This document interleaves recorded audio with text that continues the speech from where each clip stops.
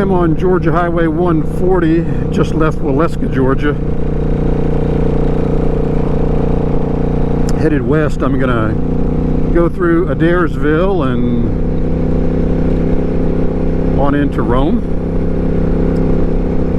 Got about another hour probably to get there. This is a nice back road. Shady, curvy, nice motorcycle road. I like to ride this. Well, I see everyone has put their opinions up on the 2020 Harley-Davidsons that have just been announced here recently. I give you my 2 cents worth. I don't own a Harley. I never owned a Harley, but you know, like any other good motorcycle rider, I have my opinions, and I'll give them to you. First of all, on the electric bike that's coming out, a lot of people have positive and negative opinions on the Livewire, the Harley-Davidson Livewire, the electric bike they've just introduced. I guess the negatives right now, in my mind, is the price. It's pretty expensive, and I'm sure as technology improves and time goes on, the price will come down. I guess the other negative is just the battery technology and where we are right now on the life of these batteries on the Harley-Davidson motorcycle, electric motorcycle, or any other brand out there that may have an electric motorcycle. Is right now they seem to be just for kind of urban commuting and not really for over-the-road long-distance touring because the batteries just don't last that long. You don't get that many miles. And you know what? I'm sure that will be improved as technology improves. It'll just take time. You know, I remember when the internet first came out back in the I don't know, late 80s, early 90s. I first had a computer, and I remember some of us guys were sitting around work when our office computers finally got hooked up to the internet, and it was so slow to load any page or look up anything. And I remember a guy saying, you know, this internet thing looks like it's going to be a good thing, but they've really got to improve the speed. And well, you know, here we are 25-30 years later, and the speeds have really increased, and now it's a you know, common everyday thing. Now, whether or not electric motorcycles will be common everyday things for everybody, I don't know. I don't see the gasoline engine going away in cars or motorcycles anytime soon, despite what some politicians might lead us to believe. And would I buy one? I guess if there were no gasoline powered motorcycles or no gasoline powered cars, yeah, I guess I'd buy one. Would I buy one now? No, probably not.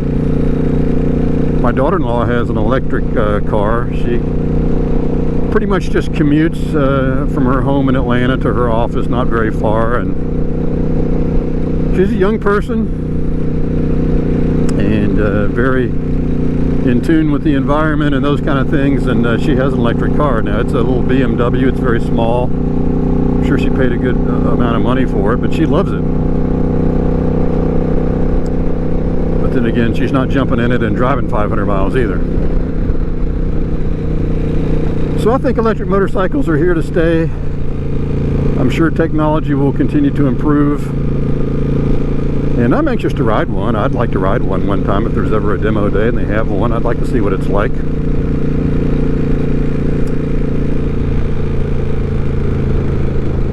Now, as far as the other models, I just kind of give you my general thoughts on things I think that Harley has done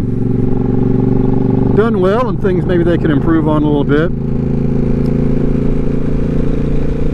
First of all, the things that they've done well, they've introduced some new technology to the motorcycles this year. You know, they've had anti-lock brakes now for several years, and now a lot of the models are coming with this adaptive anti-lock brakes and cornering anti-lock brakes and traction control, and they've got a name for it. I'm not really sure it's an acronym. I'm not sure what it is, but you know, it's the newest technology for you know, safety on a motorcycle. A lot of other brands have had it for a while, and now Harley is coming out with it, and I salute them for that. I think anything they do in that regard is a step forward. Of course, right now I think it's an option on most bikes. You have to pay, I think it's like $1,000 option on a new 2020 Road King. Maybe the CVOs that come standard, I'm not sure, but it'd be nice for it just to be standard. So I think that's a positive step forward that Harley has made. You know, they're increasing their use of LED lights on the motorcycles. They're still not 100% LED, and I think it's an option on some bikes. And you know, I don't know why they're so slow to just make them LED all the way around. You know, in some ways I think they don't want to throw everything out there in just one model year. Every model year they want to introduce something new. And I was thinking about that the other day. In fact, I had a marketing class back in college, and a professor made a comment that American manufacturers of automobiles, and I guess motorcycles too, back in the 100, 120 years ago when they first came out, they made a decision, and it was pretty much a marketing decision, to introduce a new model of the car, the motorcycle, every year. Sometimes the new model would be a drastic styling change. Sometimes it wouldn't be. It would be small things, but they made a big deal about introducing a new model every year, and that has been wildly successful in the automobile and motorcycle business. And I'll just throw this out. I'm pretty sure everybody knows what year motorcycle they have, what year car they have.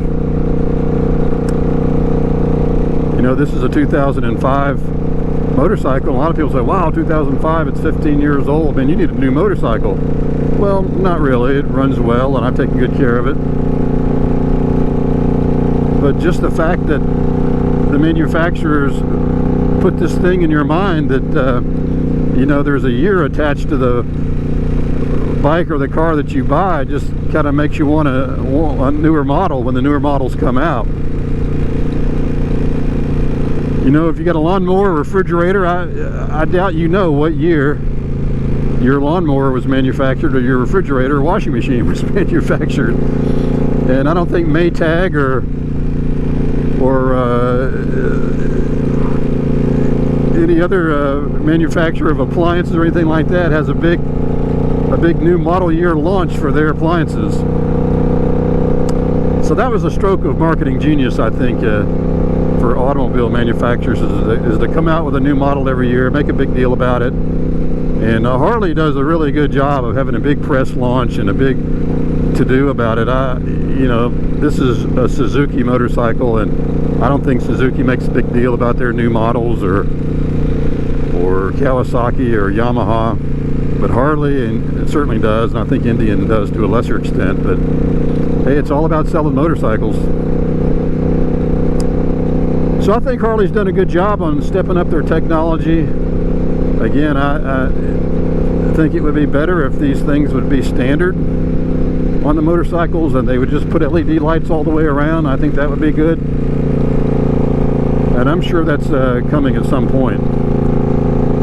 I did notice on the 2020 Road King that anti-lock brakes now are standard. It used to be an option, like an $800 option that you had. So they're slowly getting there. I like some of the new colors they're coming out with. One of the colors that is a two-tone color that I really like is, I think it's called a silver pine and spruce. It's kind of a silver and a green color. And I saw a picture online of a Heritage, and that color looked really nice. I actually saw a Ultra Limited at a dealership last week. I just went in to take a look at them, and it's a really attractive color. You know, when it comes to colors on motorcycles and cars, I've always been pretty conservative about that. I tend to stay with the more traditional colors: black, white, red, blue, that kind of are always there year after year. Sometimes some of the trendy or wild colors I don't go for so much. I mean, some of them are attractive, but sometimes I think it's kind of a trendy thing. And not really a big fan of a lot of graphics on the bikes. You know, as far as motorcycles go, I've had a couple different colors, but I really like this standard, just gloss black that I have here on this Suzuki. And if I buy a new bike, chances are I'll do the same thing. And then one thing about Harley is that's the cheapest option on their bikes is just the regular black. So you know, so I think Harley's you know, done a good thing. And one thing about Harley-Davidson I think that is good, and I will give them credit for, is they do give you lots of different color options on every single model. A lot of Japanese motorcycles, metric motorcycles, or other brands, they come out with a new model and there's one or two colors and that's it. I know Suzuki introduces a new model of this C50T every year, and you've got one color, that's it. Now, if you don't like that color, too bad, you know, wait for another year or just deal with it.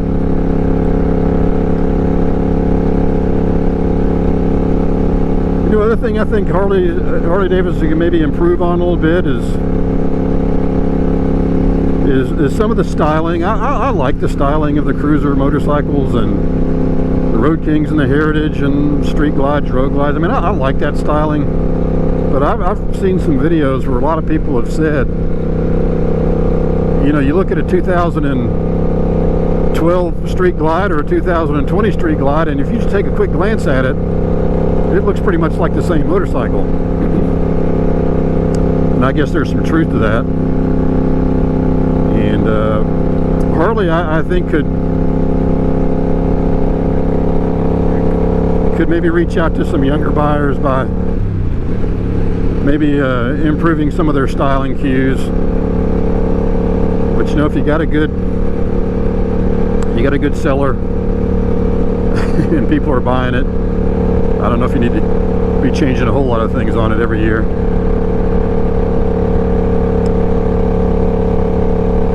Anyway, those are my thoughts on the new Harley-Davidsons. I guess they brought back a couple of new models, the Lowrider S, and introduced the new Livewire. Everything else is pretty much the same. One thing that they did on the Heritage Softail that I really do like is now on the, you know, you can get that motorcycle with either the 107 or the 114 engine, and if you buy the 114 you're going to get the blacked out look, the blacked out lower windshield. But if you're willing to take the 107 version of the Heritage Softail now, you can get that particular model in a chromed out version like they used to be. It has the clear windshield like this one has, doesn't have the blacked out lower windshield, has the chrome handlebars and the chrome around the engine like it used to be. And I tend to like that more than the blacked out look. I know the blacked out look is, well, younger people like that, but I do like that option in the Heritage now, that you can go back and get the chromed out look if you want it. Some other things I think they could, more technological things I think they could add, and they may have it on a few models. A lot of other motorcycles have a lot of other information you can get on the display, like tire pressure monitoring. I don't think you can get that on many of the Harleys. Maybe some of the CVOs or upgraded ultra limiteds. I think that would be a good feature. But other than that, you know, Harley's introduced everything, and we'll see how their sales go. I'm sure they'll do just fine. Well, I'm out in the country here on Highway 140, coming into Adairsville here in a few minutes. Everybody have a great week. This is George Ramblin' Man. So long, everybody.